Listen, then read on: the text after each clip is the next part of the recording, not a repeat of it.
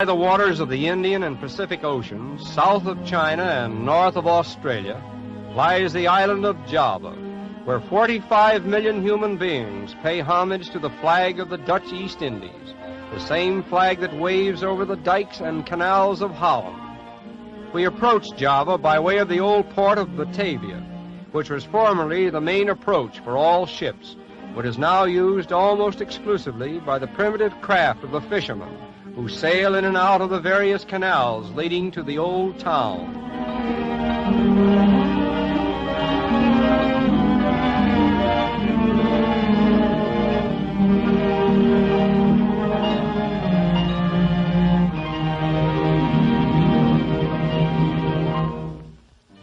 And here is what is left of old Batavia, a picturesque little fishing village, abounding in characteristic scenes which have changed but little since the days of the early Dutch settlers.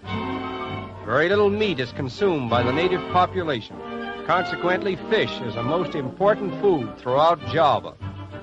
The population of Java is a mixed one, consisting of several different races, and next to the Javanese in number are the Chinese. In fact, these ancient peoples are so similar in appearance that they seem to represent the racial line of demarcation between the Malays and the Chinese. The great bulk of Java's population is distributed over the country in villages, and as soon as a village grows to a considerable size, it sends off a score of families to start another community. Incidentally, Java has a population of about 700 people to the square mile, which makes it the most densely populated island in the world. In spite of the tremendous population, however, food is plentiful. The elements are seldom extreme, and the people as a whole seem to be quite contented.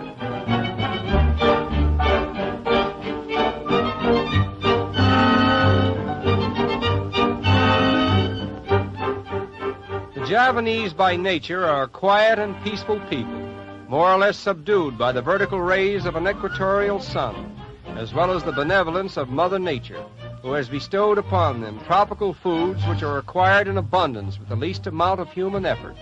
As a matter of fact, one doesn't have to go to a restaurant to eat, for the restaurant comes to him in this manner, and even a world traveler may be surprised at the combinations of tasty food that are concocted by these itinerant food peddlers. One of the most popular items on the menu is a rice and curry combination, a plate which sells for about 2 cents. About 275 years ago, a great wall was built by the Dutch around the old city of Batavia. And this impressive gate, known as Amsterdam Gate, is one of the relics of the old wall, and it is still in a remarkable state of preservation. After passing through Amsterdam Gate, we arrive in the modern sections of Batavia, where we find more definite evidence of Dutch influence.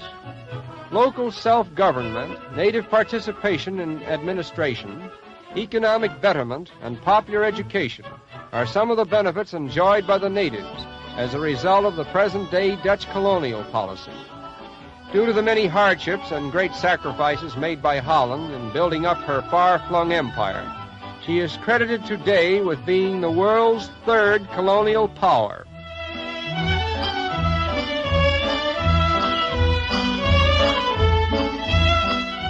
As in Holland, the Dutch have built canals here for the purpose of transportation, but apparently this one has been turned into a municipal laundry.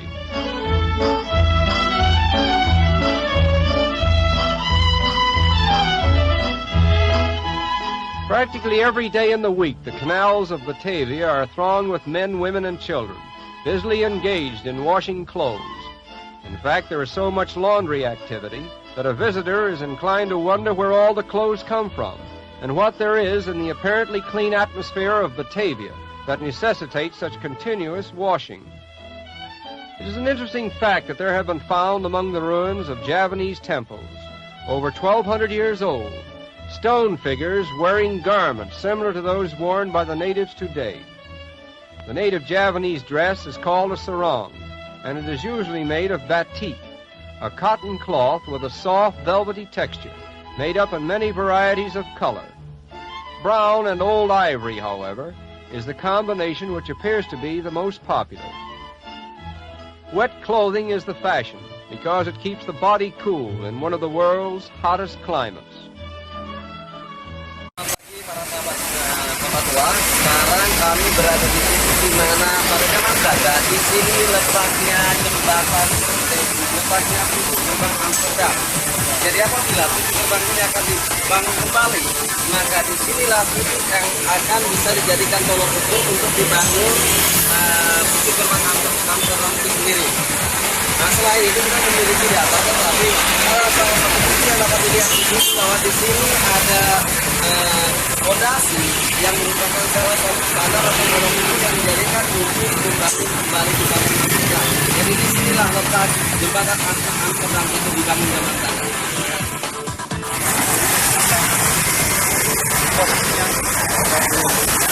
Ini juga baru dipasang ya. Ini baru.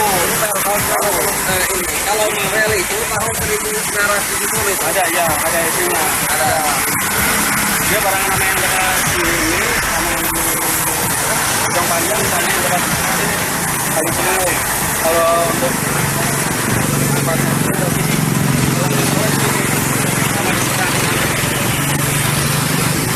Ini kan waktu itu udah dibangun ya. masih ada tengok dibongkar. Ya, ini bukan baru, ini 2 kali renov. Waktu itu bangun ini nih, got. Tadi ini nggak ada got. Enggak ada di sini dong ya. Jadi itu waktu itu bongkar semua. Berarti tren kira-kira di sini ya. Iya, ini posisi kalau nggak salah.